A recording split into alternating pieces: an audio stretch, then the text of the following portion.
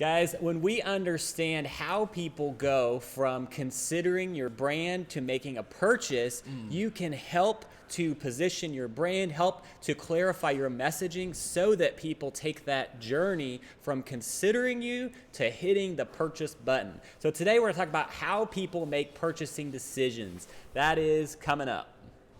Welcome to the Bite Size Marketing Hack Podcast, where you get the confidence to hack your marketing 5 minutes at a time.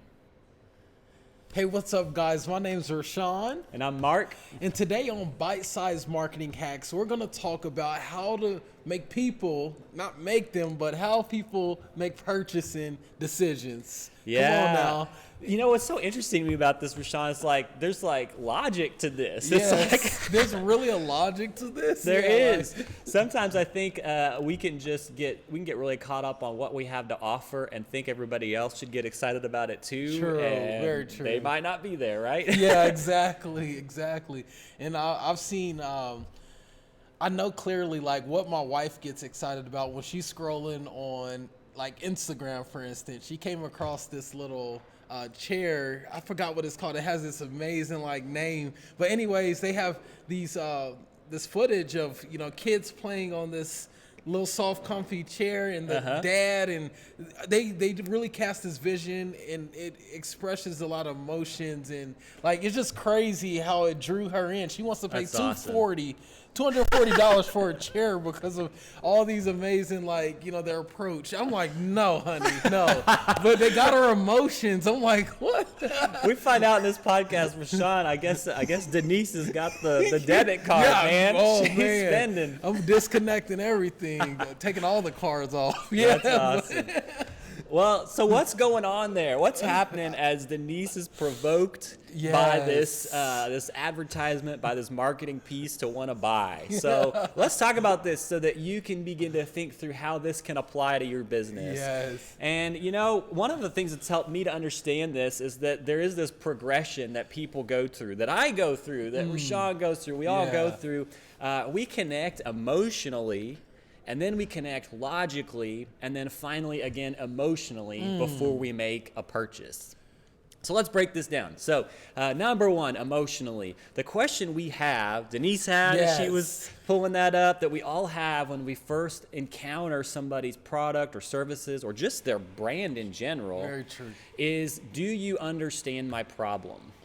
So you can be really impressive with all your stuff, but I'm coming with a problem that I want to know if you can resolve it, right? So good. Yeah, So definitely. any thoughts on that one? So yeah, I mean, every time I go to a brand, every time I'm looking for something, or even something comes looking for me, immediately, even if we think about all the marketing ads on YouTube, and the very first thing I'm listening for, like, does it pertain like to my life? Like, can it help me? Right. And a lot of times I'll let the ad go for 4 seconds and I'll click right through if it doesn't have nothing, if it's not going to help me out. Right. In the same way, if there's something that helps build me up or encourage me as an author or as a, even in the marketing world, business world, and I really think it will add value, but it hooks me emotionally, I click right through every time. That's it never fails.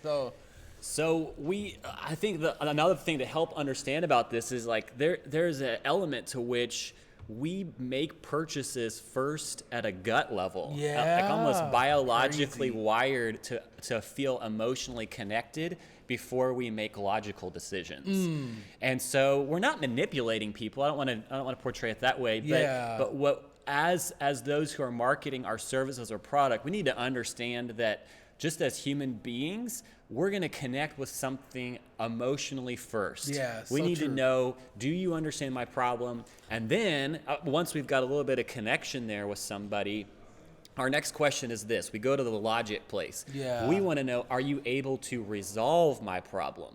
Wow. So I feel connected with you now. You get where I'm coming from, but now I need to know, if I'm going to put some money on the line, I'm going to have to invest something. Yeah. Are you able to actually resolve my problem? Exactly. Right? And this is so important because, say for instance, you hook them emotionally, you get them across the line, But if you fail to deliver basically that promise that you were given to them through the emotions, it's a good chance they won't come back to you again. That's why you want to get it, correct the first time and over deliver. That's what I've been learning over time as well. So this is where we deliver what's called social proof, where we can share testimonials, or we share a case study. We share what we've done for some other client and how this product or service has worked for them. So we're communicating, hey, we actually know what we're talking about. We've done this for others and we've seen this and this results. But then the final step is emotion again. So once people have been hooked, they feel like you understand my problem, and now maybe they're convinced that you have the skills needed to resolve my problem. They need to be compelled to buy. So at the end of the day, somebody can see maybe this is the company that might be able to do this for me. They are still waiting for you to specifically and explicitly ask, buy from me. Yeah. And I think really sometimes we can just kind of assume that people know that that's the action we want to take. We actually got to specifically say, hey, are you ready? Yeah. Here's what you do to buy from us. Buy from us. Love that, Mark. So emotionally connect, logically communicate. Here's why we have authority, and then land the plane with, hey, come buy from us. Buy from us. Love that, man. And that's the process, guys. That may be the difference between where you are now and where you need to be in your business. So yeah, we highly encourage for you, if you're not putting in these steps, make them happen. That's awesome.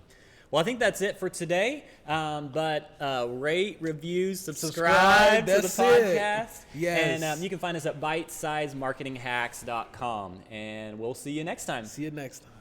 Thanks for joining us. Be sure to rate, review, and subscribe. And visit us at bitesizemarketinghacks.com for more resources and episodes that will help you hack your marketing 5 minutes at a time.